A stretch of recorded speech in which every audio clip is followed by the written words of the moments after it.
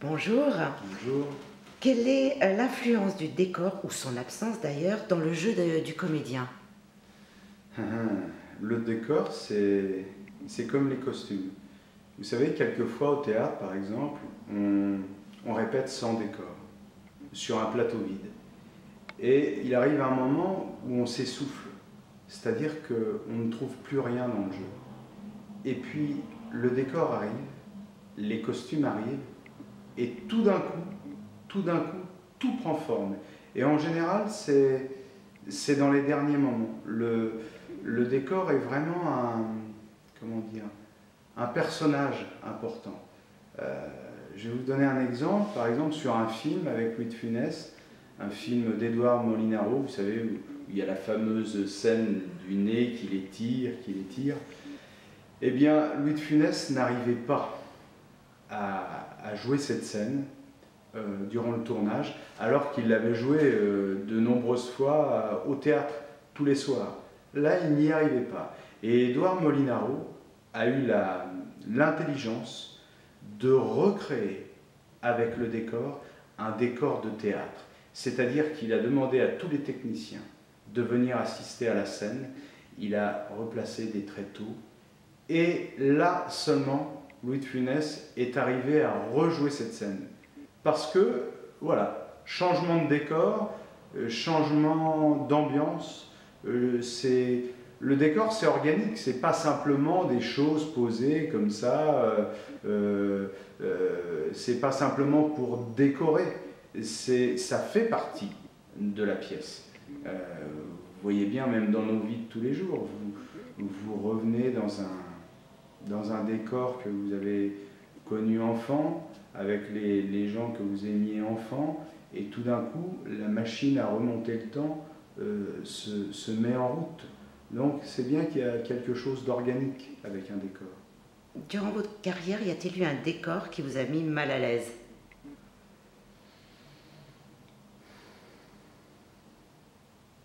Non. Il y a plutôt des décors qui m'ont aidé. Je me souviens... Enfin si. Si, un décor qui m'a mis mal à l'aise au début, mais qui ensuite m'a aidé. C'était dans ma première pièce de théâtre, En attendant Godot, que j'ai joué à la cartoucherie, mise en scène de Philippe Adrien. Alors, comme le dit la pièce, le seul décor, c'est un arbre au milieu de la scène et rien d'autre. Et là, Philippe Adrien, le metteur en scène, avait mis aussi du sable partout, une couche épaisse de sable, c'est-à-dire qu'au départ il était lisse, et au fur et à mesure de la pièce, nos pas, évidemment, marquaient le décor. C'est-à-dire que c'était un décor vivant, qui tous les soirs n'était jamais le même, puisqu'il était réceptif à nos pas. C'était un peu nous qui faisions le décor.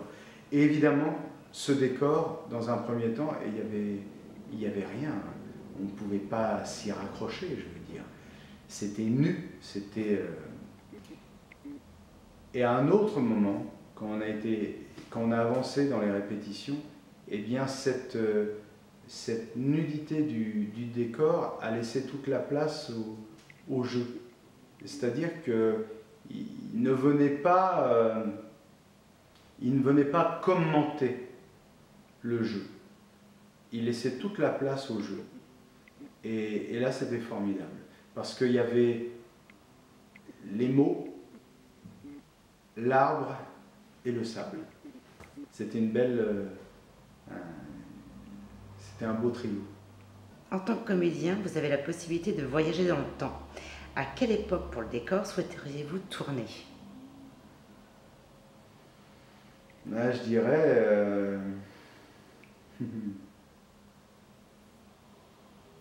je dirais l'époque contemporaine, parce que je viens de vous parler de Beckett, et c'est un de nos auteurs contemporains, même s'il est mort aujourd'hui.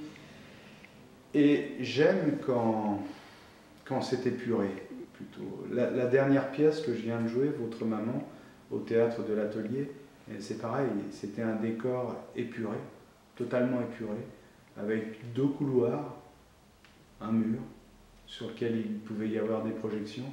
Et là encore, ça donnait toute la place au jeu. Et j'aime vraiment quand c'est comme ça. J'aime pas beaucoup les décors chargés. Je dirais que même quand j'étais à la Comédie Française et que j'ai joué Georges Dandin, par exemple, Molière, la metteur en scène, Catherine Niegel, avait eu l'intelligence aussi de faire quelque chose d'assez épuré. Et ça ne vient... J'aime quand ça ne commente pas le jeu. Alors, vous allez bientôt sortir un nouvel album. Pour son écriture, avez-vous un univers de prédilection? Une pièce dans laquelle vous vous sentez bien pour écrire? Ouais. Vous voyez, chez moi, c'est pas trop chargé. Mais j'ai besoin, par exemple, que mon univers soit rangé, que ce ne soit pas le bazar pour me mettre à écrire, par exemple, ou pour apprendre des textes. Si c'est le bazar dans le décor, comme on dit, eh bien, je vais droit dans le décor, c'est-à-dire que je me plante. C'est pas non plus net dans ma tête. Alors ça, c'est inhérent à ma façon de travailler, hein. Il y a des gens pour lesquels c'est totalement différent et ils peuvent sûrement travailler que dans le fouillis, et je le comprends aussi. Et peut-être parce que je suis un ancien bordélique, et à un moment, je cherchais toujours quelque chose.